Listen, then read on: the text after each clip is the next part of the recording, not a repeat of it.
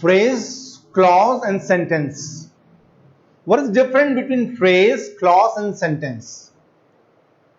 Phrase क्या होता है, clause क्या होता है, sentence क्या होता है? ये तीन डिफरेंट आयाम है, ये डिफरेंट आयाम है। अपन ने पिछले वीडियो में भी देखा था एक बार कि हमारी पूरी की पूरी इंग्लिश जो है उसमें अल्फाबेट हैं, उसमें 26 लेटर हैं अल्फाबेट के,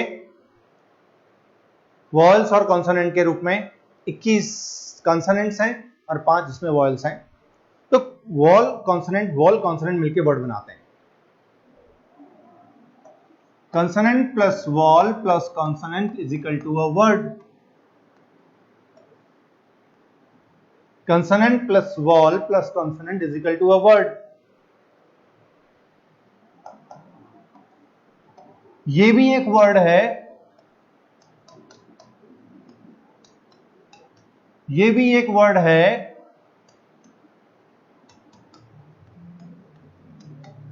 और ये भी एक वर्ड है। पेयर बना हुआ है ये।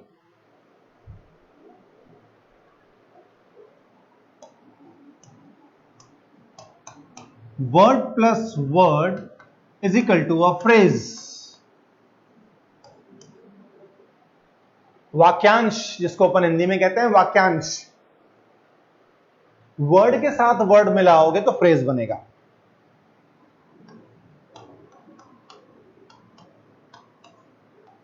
वाक्यांश, वर्ड के साथ वर्ड जोड़ा तो फ्रेज बना। फ्रेज होता क्या है? फ्रेज होता क्या है? शब्दों का एक ऐसा समूह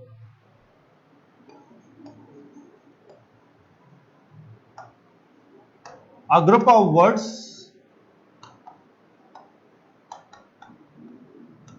that can't give you any particular sense or meaning। शब्दों का एक ऐसा समूह जो कभी भी आपको पर्टिकुलर सेंस, कंप्लीट मीनिंग नहीं देगा। वो कभी भी आपको पर्टिकुलर सेंस नहीं देगा।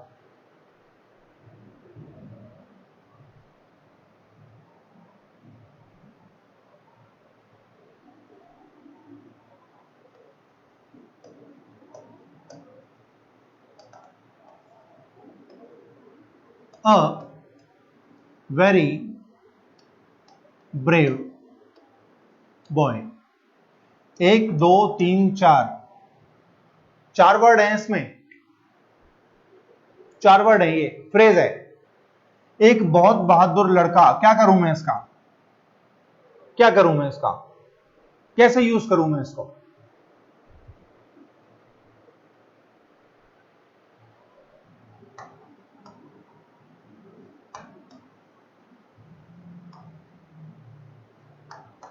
अब बिग बिल्डिंग, एक ऊंची इमारत, तो करूं क्या मैं इसका? क्या अर्थ देना चाहती है ये ऊंची इमारत? वो बहादुर लड़का क्या कहना चाहता है ये नहीं पता।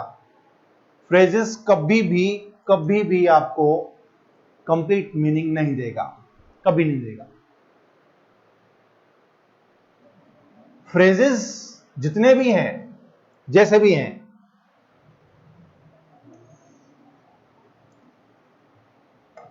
अगर मैं हमारा जो प्रॉपर जो तरीका है, जो हमारा परंपरागत तरीका है, जो कंटेम्परेरी तरीका है, हमारा ट्रेडिशनल तरीका है, अगर उसको फॉलो करता हूं तो मैं पाता हूं कि एक है नाउन फ्रेज, एक है एडजेक्टिव फ्रेज, एक है एडवर्ब फ्रेज, एक है प्रीपोजिशन फ्रेज और एक है वर्ब फ्रेज।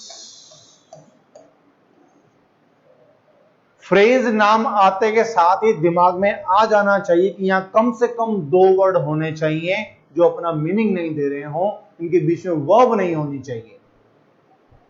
फ्रेज शब्द आते के साथ ही सबसे पहले दिमाग में आ जाना चाहिए कि इसमें कम से कम 2 वर्ड होंगे।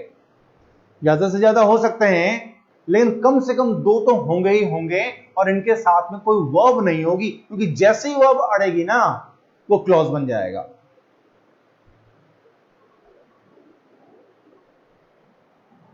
A very brave boy is here.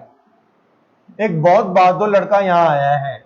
1 2 3 4 5 6 शब्दों के समूह में एक शब्द यहां पे वर्ब बन गया। जैसे ही वर्ब बन गया ये फ्रेज से निकल के क्लॉज में आ गया। ये फ्रेज से निकल के क्लॉज में आ गया। इसीलिए फ्रेज वो शब्द है या वो पेयर है जिसमें शब्द तो होंगे लेकिन मीनिंग नहीं देगा। ये यूज उसको कहीं भी करें। Noun phrase, adjective phrase, adverb phrase, preposition phrase, verb phrase. Phrase बनाने के लिए एक हेडवर्ड होता है और मॉडिफायर होते हैं।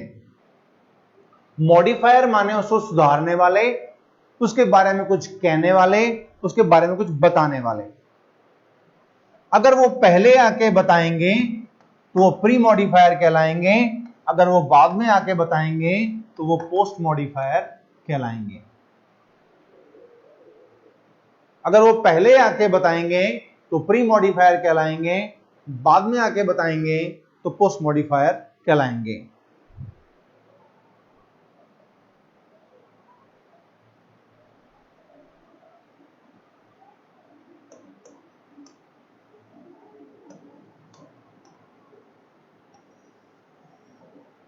जिस भी समूह में जो भी शब्द हेड होगा, जिस भी समूह में जो भी शब्द हेड होगा, वह हेड उसका नामकरण उसके फ्रेज के अनुसार होगा। अगर समूह में नाउन हेड है तो नाउन फ्रेज, वर्ब हेड है तो वर्ब फ्रेज, अब अगर उसका एडजेक्टिव हेड है तो adjective phrase.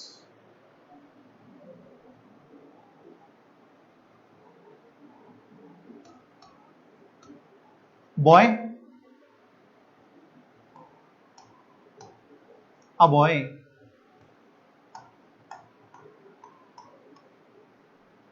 a brave boy,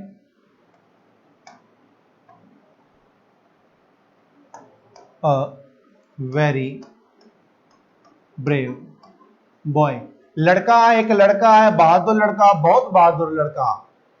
ये नाउन की पराकाष्ठा है, ये नाउन का अटमोस्ट हाइट है। इसके आगे अब नाउन नहीं जाएगा। Noun, adjective, adverb, determiner. अब नहीं जाएगा आगे, अब नहीं जाएगा, खत्म। ये इसकी हाइट है। लड़का, बहादुर लड़का, बहुत बहादुर लड़का। इसमें भी लड़के की बात हो रही है, इसमें भी लड़के की बात हो रही है, इसमें भी लड़के की बात हो रही है, इसमें भी लड़के की बात हो रही है। तो हमारा हेडवर्ड कौन हुआ? तो हमारा हेडवर्ड कौन हुआ? हेडवर्ड हुआ लड़का। ये रहा नाउन, बॉय। तो इसका मतलब ये नाउन फ्रेज है। और जो आगे इसको कुछ बताने के लिए बैठे हुए हैं, ये सब के सब इसके प्री मॉडिफायर्स हैं। प्री मॉडिफायर्स हैं।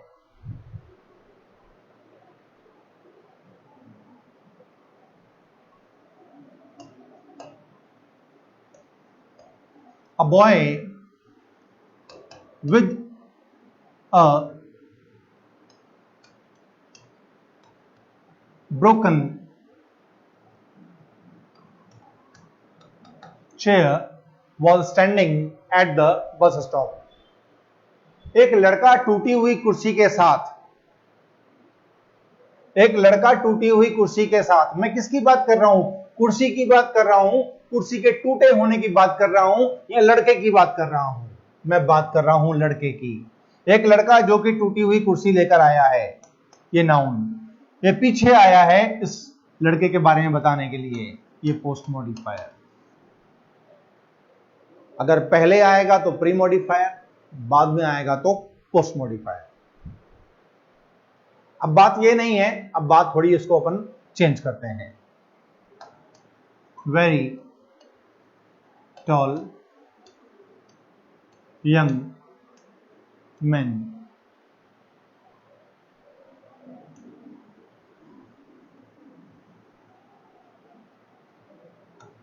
Noun, adjective, adverb, determiner, ये है हमारे पास noun phrase. This building is very beautiful. यह इमारत बहुत सुंदर है. बहुत सुंदर क्या है? इमारत. ये वेरी ब्यूटीफुल किसके लिए आया है? इमारत के लिए. लेकिन यहां पर आया है क्या? नहीं आया. यहां पे क्या क्या आया है? यहां पे एक तो एडजेक्टिव आया है और एडजेक्टिव को स्ट्रेस करने के लिए एक यहां पे एडवर्ब आया है. इसका मतलब हेडवर्ड हो गया एडजेक्टिव. ये हो गया एडजेक्टिव फ्रेज. जो भी हेड होगा उसी का फ्रेज होगा. Noun phrase, adjective phrase. She speaks, वो बोलती है. कैसे बोलती है? वो बहुत जोर जोर से बोलती है. She speaks very loudly. Very loudly. Verb की विशेषता बताने वाला कौन होता है? एडवर्ब. Adverb of manner.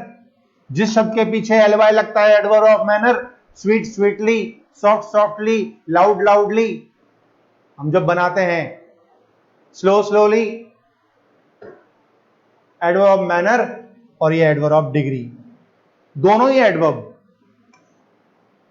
ये भी एडवर्ब, ये भी एडवर्ब. ये प्राइम वर्ड था, इसका मतलब ये हो गया एडवर्ब फ्रेज. नाउन प्राइम था तो नाउन फ्रेज. एडजेक्टिव प्राइम था तो एडजेक्टिव फ्रेज. एडवर्ब प्राइम हो गया तो एडवर्ब फ्रेज.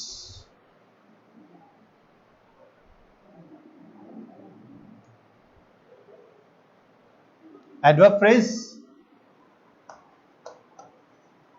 अगर मैं प्रीपोजिशन की बात करूं तो प्रीपोजिशन के बारे में ये कहते हैं कि प्रीपोजिशन के साथ में नाउन आती है और दोनों मिलकर कभी स्थान बनाते हैं, कभी समय बनाते हैं, कभी विधि बनाते हैं. They are making place, time, manner, reason, consequences. खूब सारे काम करते हैं ये. एक प्रीपोजिशन के साथ में नाउन खूब सारे काम करता है. खूब सारे काम. So whenever your phrase is giving an indication of time and place, reason, जब भी कभी आपका प्रपोजिशन का समूह जो है आपको समय के बारे में बताए, स्थान के बारे में बताए, कारण के बारे में बताए, आपका प्रपोजिशन फ्रेज है.